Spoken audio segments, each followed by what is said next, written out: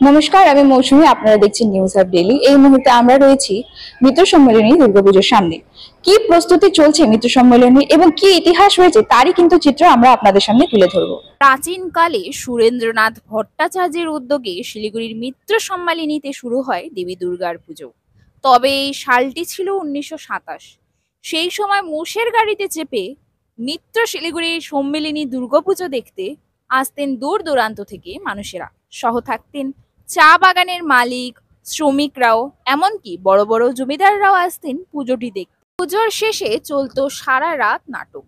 মা দুর্গার প্রতিমাটি তৈরি হতো কৃষ্ণনগরের মৃৎশিল্পী ব্যোমকেশ পালের হাতে। তবে এখন তার নাতির হাত দিয়েই গড়ে উঠছে মা দুর্গার প্রতিমা। এই পুজোটি শহরের নানান জায়গা থেকে।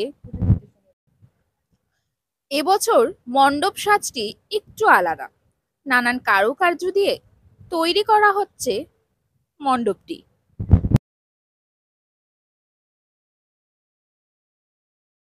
আমাদের যে পুজো আস্তে আস্তে 98 বছরে চলে এলো, যার ছিল 2026 সালে শতবর্ষ। সেই শতবর্ষের দিকে লক্ষ্যে আমরা 98 বছরে এবার দুর্গাপুজো কাজ শুরু করেছি। তো সেই লক্ষ্যে আমাদের যেটা প্রথম আমরা করেছিলাম সেটা হচ্ছে যে 96 সাল পর্যন্ত আমাদের একটি নির্দিষ্ট মায়ের মুখের আদল ছিল। সেই আদলটি খালি মিত্র সম্মেলনীতেই মার মুখ থাকতো, এটা অন্য কোথাও আর দেখা যেত না। তো যে কোনো কারণেই হোক, এটা কিছুদিন বন্ধ থাকার পরে এই বছর আমাদের যারা আছি দায়িত্বে আমরা সবাই মিলে তারা সেই মায়ের আদল, সেই ছাঁচ, সেই পুরো যে কাল ছিল পুরনো যিনি মূর্তি বানাতেন তার যে এখনকার যে জেনারেশন সেই নাতি তাকে এনে আমরা সেই মূর্তির আদলেই এবার আবার মূর্তি হচ্ছে। এবং আমাদের একচালা কাঠামো এবং নাট মন্দির আমাদের পার্মানেন্ট। আমাদের পুজোর যে নিয়ম নিষ্ঠা, পুরোহিত এবং এর সমস্ত কিছু মায়ের গয়না, সমস্ত বাসনপত্র সমস্ত কিছু আমাদের কিন্তু অস্ত্র এই সমস্ত পার্মানেন্ট আমাদের।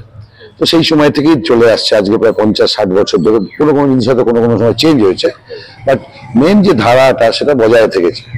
এই ধারার সঙ্গে এবার আমরা একটু ছোট্ট জিনিস অ্যাড করেছি আমাদের নতুন প্রজন্মের সঙ্গে মাথায় রেখে, যে আমরা মণ্ডপসজ্জায় কিছু পরিবর্তন আনছি। যেমন আমাদের যে আচার অনুষ্ঠান এগুলো নিয়ে শহর শিলিগুড়ির সবাই জানে।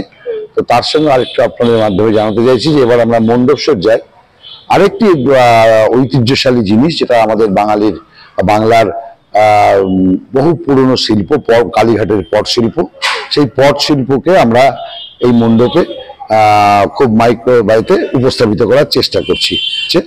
কিন্তু আমরা করছি না তাকে তার মতন করতে দিচ্ছি, কারণ শিল্পীর যে দক্ষতা তার মধ্যে আমাদের কোনো ইনস্ট্রাকশন থাকে না, কারণ তাদেরও সচেষ্ট থাকে মায়ের রূপটাকে ফুটিয়ে তোলার। তো কিন্তু তাদের একটা ইতিহাস আছে, তাদের আছে, মিত্র সম্মেলনের ইতিহাস আছে। আশা করছি এবারের মূর্তিও একটি দেখার মতন হবে।